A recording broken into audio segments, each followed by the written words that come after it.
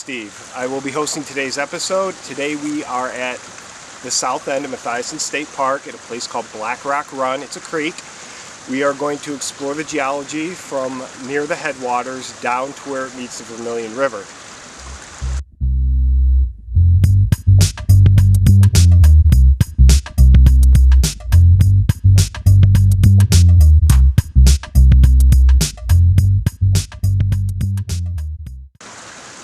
Today's date is April 10th, 2011, and it's about 80 degrees out and sunny.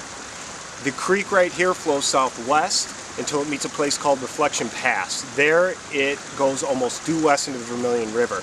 And we are going to walk through about 100 million years of time from this point down to the Vermilion River.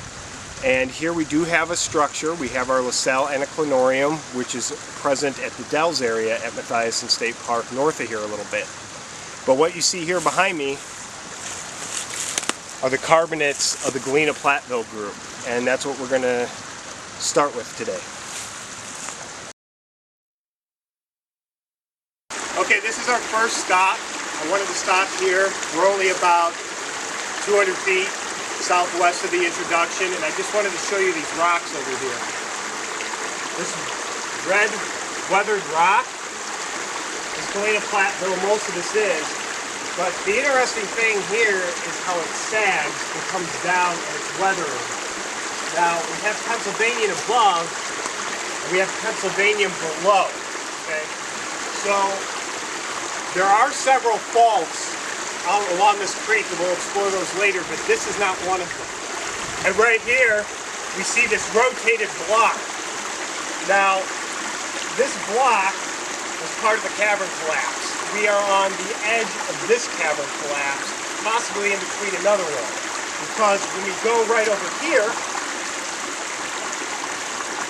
behind me here, what you see is this Pennsylvanian fill that has filled this crevice or this cavern over here.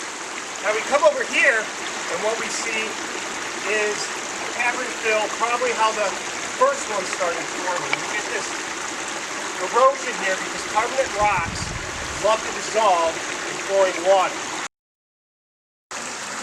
Okay, we're at our next stop, Reflection Pass.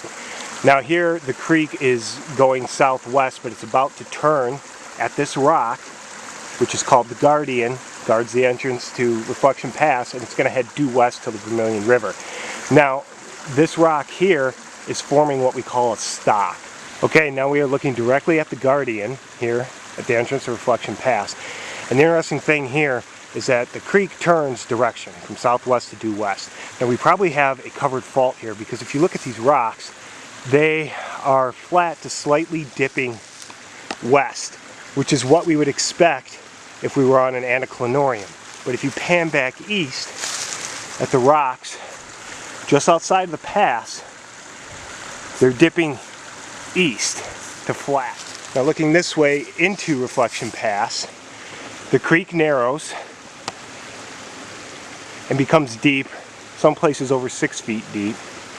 And you can see the rocks of the Galena Platteville in the cliffs, and these are flat to dipping slightly west. Okay, right here we are up top of the cliff above Reflection Pass near the exit. And I just wanted to stop here real quick and show you this. This is a glacial erratic. This is a granitic gneiss. It's igneous, and the very tops of the hills in the area here are covered by quaternary glacial sediments, but they're not very thick. The steep cliffs are formed mostly by Ordovician rocks and some Pennsylvanian, and as you climb up them, most of the steeper slopes, 45, 60 degree angles, are actually covered Pennsylvanian. But this boulder here probably hasn't moved much since it was deposited, so we are probably near the base of the quaternary right here. Okay, right here we are at the exit of Reflection Pass. We are looking east back into the pass, and this is where Reflection Pass gets its name. If you look at the rock outcrops when it's sunny out like it is today, what you see are the reflections from the water up on the cliff faces.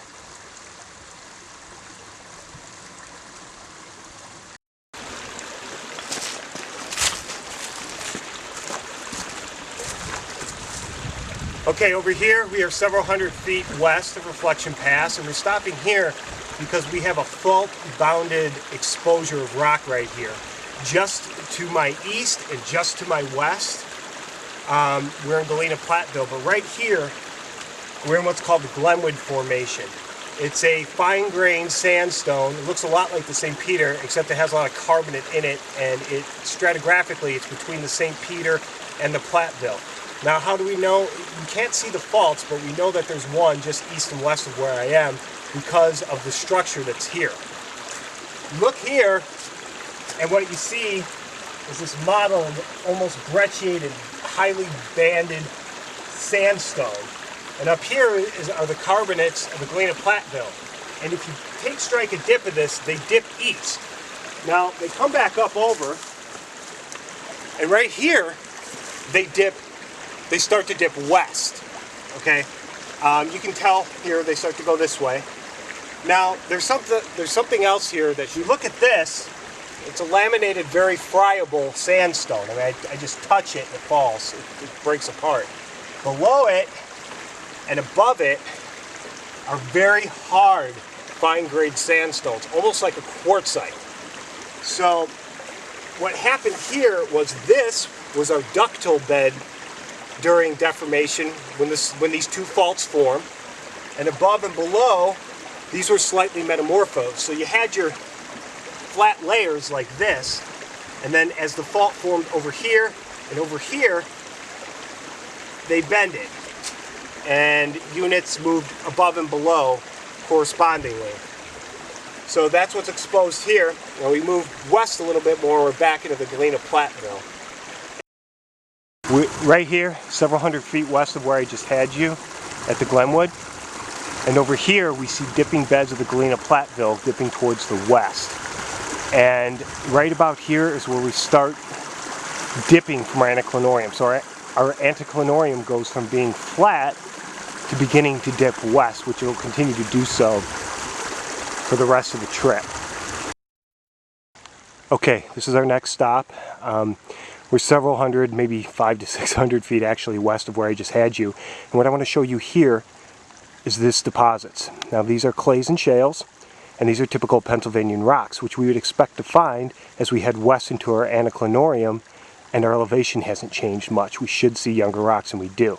Now if I pan this way, east a little bit, under this tree stump here you see these darker blackish beds, and you see them higher up over here as well. And what this is these are beds of coal. And coal in the Pennsylvanian and Illinois is very, very common. And matter of fact, there's one unit in particular which we're going to study very soon.